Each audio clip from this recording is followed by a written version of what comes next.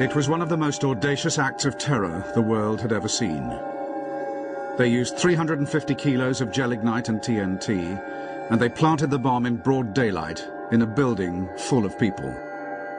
Nearly 60 years on, and it is as fresh in the memory as ever for those involved. I was running as fast as I could, with the bomb on my shoulder. There were a lot of explosives inside. It was heavy.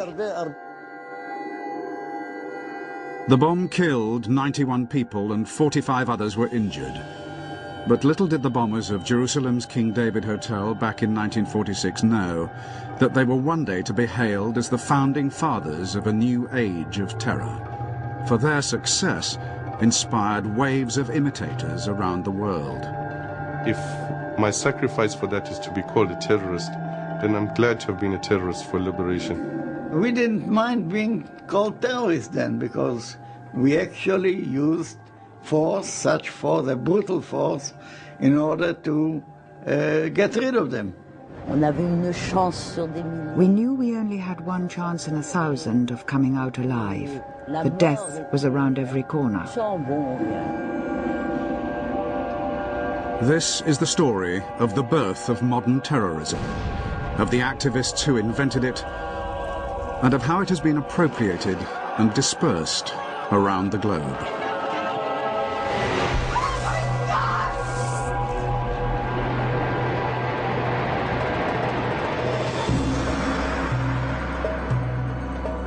Jerusalem, cradle of faith to Muslim, Jew, and Christian alike. Jerusalem, the birthplace of modern terrorism.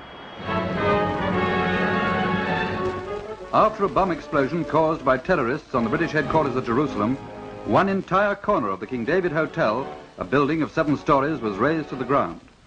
The stone floors were cut clean. In scenes eerily reminiscent of New York 55 years later, the Jerusalem bomb was the beginning of terrorism as a media event, designed to capture the world's attention. The latest casualty list included 65 killed, 47 injured. The perpetrators, Zionist Jews, members of Menachem Begin's Irgun terrorist network. Begin, who would one day become Prime Minister of Israel, described this tactic as turning Palestine into a glass house, where the entire world was looking in. I think it was one of these acts of violence that, ahead of its time, I mean, in an era before CNN, before instantaneous news, was choreographed precisely to attract international attention. We were a minority, but we were a minority with a clear ideology that we must have a Jewish state to rebuild the state which was existing many, many hundreds of years ago. The bombing of the King David Hotel was perhaps one of the most significant terrorist incidents of the 20th century. For many decades, it actually held the infamous record of having killed the largest number of people. In a fight for liberty, you have always those who are more, call them extreme, or more adamant, or call them staunch, and they want it immediately, not to wait for the Messiah.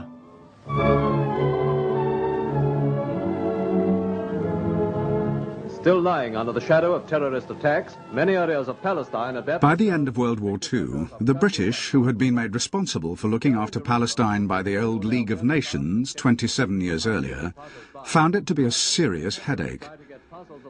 They were caught in the middle of the Arabs and the Jews, both of whom wanted the country for their own, were unwilling to peacefully coexist, and were agreed on only one thing: their hatred of the British, whom they both saw as foreign occupiers.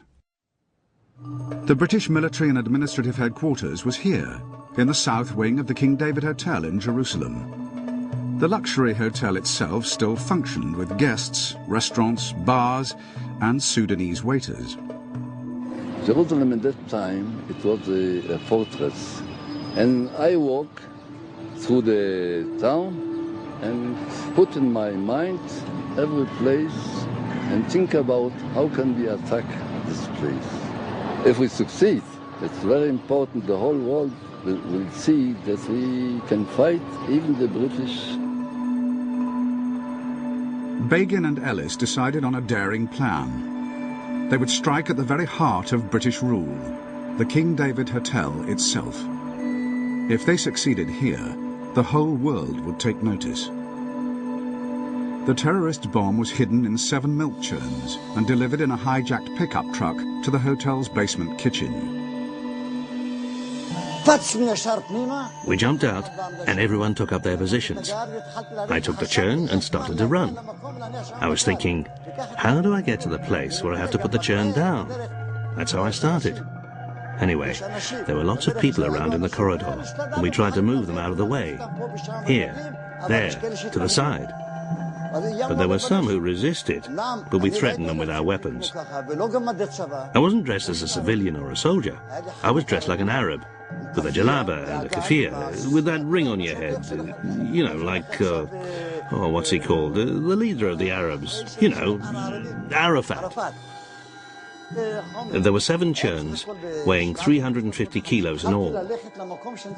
I ran until I reached the place where I had to put it down, with the churn on my shoulder.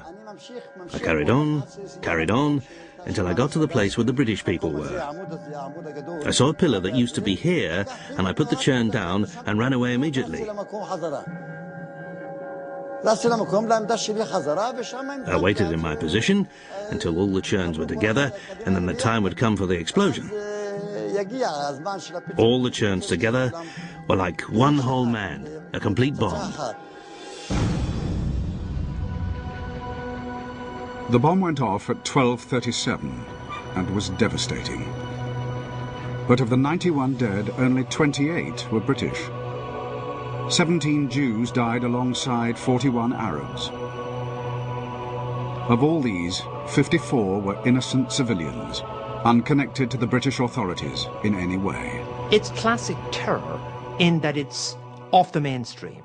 It's not a reflection of the policies of the then Israeli leadership, which had a very strong ethical approach to the use of violence, admirable in many ways. And it shows too a sign of the future in that it's the damage being done by the splinter of the main movement, which is the damage we frequently call terrorist, and which is the most likely to be without any moral dimension. Once more, the civilized world has received a rude shock at the hands of fanatics whose wanton act is contrary to the dictates of all creeds alike and imperils the best interests of the cause that it strives to promote. The Irgun denied that they aimed at civilian targets, but one man at least had a different opinion. In 1948, the British Chief Secretary in Palestine, Sir Henry Gurney, wrote in his diary of how one Irgun attack was indiscriminately aimed at civilian targets and was designed to create panic among the population. 3 years later, Gurney himself was to be assassinated, as liberation movements all over the world took note of the flame that had been ignited in Palestine.